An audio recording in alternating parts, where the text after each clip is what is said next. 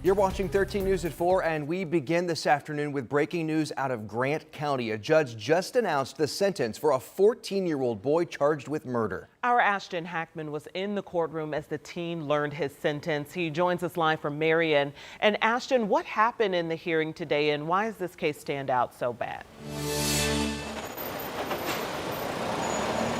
Well, Dustin and Felicia, 14-year-old Zayden Guy will likely spend a good portion of the remainder of his life in a state prison. A judge making that decision today to sentence Guy to at least 45 years in the Department of Corrections. Now, Guy was back in court this afternoon after pleading guilty in April to murder and the death of 24-year-old Byron Dennis Jr. back on March 11th of last year. This afternoon, the judge listened to the victim impact statements from Dennis's mother today. They said the past year since the shooting has been hard on her and the family. She's also said she's grown to forgive him for killing her son. At one point, Guy spoke directly to the judge and to Dennis's mother, saying he was sorry for what happened and admitted guilt. Guy asked the judge for an alternative sentence. Now, Guy had just turned 13 when he shot and killed Dennis at a Circle K in Marion. He admitted to shooting Dennis while stealing his gun.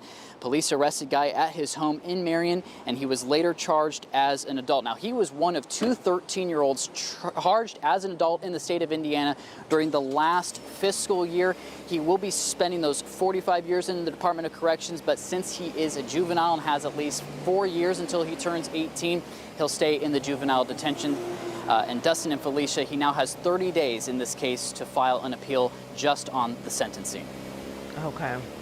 All right, Ashton Hackman reporting that teen sentenced to 50 years. All right, thanks. We'll hear again from you, and more reaction coming up at 5 o'clock, Ashton. Thank you. All right, our other big story at 4 o'clock is the weather. We've got some heavy rain falling right downtown Indianapolis. It really is, and we can hear it coming down here in the studio as well. It says Florida-like downpours. Yes. And this is really going to be the theme here the next several days. It doesn't mean it's going to rain and storm all day long, but every single day, somewhere in our viewing area is going to have a scene like that. It's been spotty. Yes. Very interesting. Very Florida-like. And steamy. And the worst of that's yet to come, partner. Let's take it one step at a time. Let me show you live Doppler 13 radar. So these storms are not technically severe, but you better believe they are impactful. If you've got outdoor plans, just know that, yes, there's going to be some downpours of rain that can cause some street flooding in a quick period of time. You see that one going through Brownsburg, heading toward Whitestown and Zionsville. And as we look back toward the east, we've got additional downpours moving through Greenfield and Knightstown. And then as we look down toward the southern part of the state, this is round number 2, Brownstown, Seymour, over toward Bedford. These are creeping northward. Heads up there in Lake Monroe, moving your direction. Lightning and excessive rain rates to the tune of 2 to 3 inches per hour.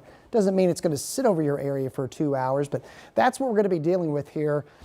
We got cloud cover around. Now, we made it well into the 80s here in the metro area. Now we're rain cooled at 77. I say rain cooled. That's a bit misleading because the dew point temperatures now are well into the 70s. So this is tropical air. It's going to be very uncomfortable, and the muggiest is yet to come. These are sun driven, so as we get towards sunset, we'll see a diminishment in activity.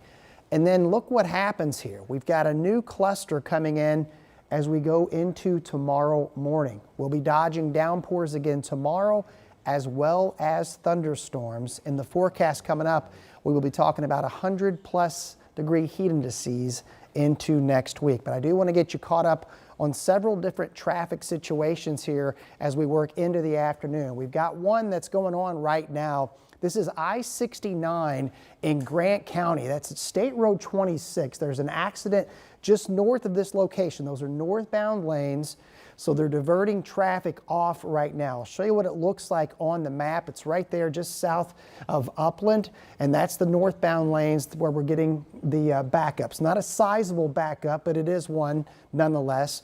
We got several different accidents around the metro area as well. We've got one that's on the east side, and that is just near 38th Street, near Pendleton Pike.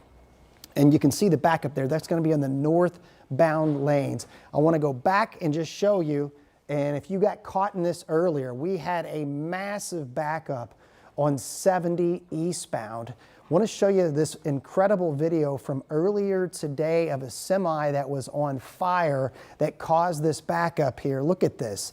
Thankfully, no injuries. This was at near State Road 9. We don't know what the cause of the fire was, guys, but this just got cleared up at around 3:45. At one point today, that backup on 70 was about 20 miles long. So crazy stuff. Let's hope we don't have anything like that during our show, but we'll keep an eye on it. But just amazing video there from earlier today. Yeah, absolutely. And what a headache. 20 miles? But 20 miles, yeah, at one point. It's incredible. All right. Sean, thank you. Now to the looming traffic concerns over downtown Indy this weekend. Thousands of people, well, tens of thousands of people really, are expected to attend two major events. We've got the Indiana Black Expo and we've got the WNBA All-Star Game and all the festivities around it. And to make matters a little complicated, two major thoroughfares to downtown are going to be either shut down or drastically reduced. I mean, it's a lot going on this weekend. So we're talking about the I-65 closure and reduced lanes along Madison Avenue. And if you plan on driving around this weekend, then you definitely want to be prepared with all these events. And the biggest issue is I-65. It has a decent stretch closed, which affects several exits. I-65 northbound between 465 and 70. This is on the southeast side of Indy. Closed. That means exits like Morris Street, Prospect Street, Raymond, Troy Avenue, Keystone Avenue, and Hannah are all closed to both the entrance and exit ramps. Now, on top of all that, there's construction on Madison Avenue, which is another really popular thoroughfare to get downtown from the south side. That street normally has 6 lanes. Right now, it's down to 1 in each direction. Wow. As you can see right there in that video, people are also using that as a detour for construction on 65. So if you choose to take it, be prepared for traffic and be prepared for backups. We spoke with INDOT earlier. They say drivers plan your route early. We're going to have much more on that and hear from INDOT coming up later on 13 News at 5 and 6. A lot of those exits close. It pushes the traffic to the streets, which are also under construction. Yep. Okay, buckle up, people.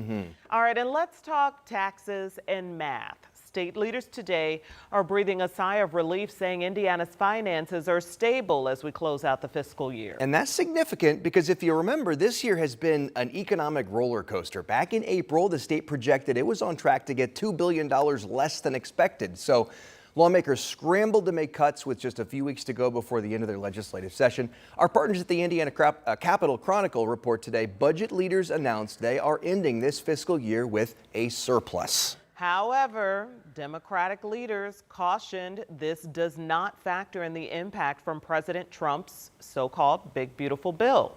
That will cost Indiana hundreds of millions of dollars. Our State House reporter Emily Longnecker is on the story today.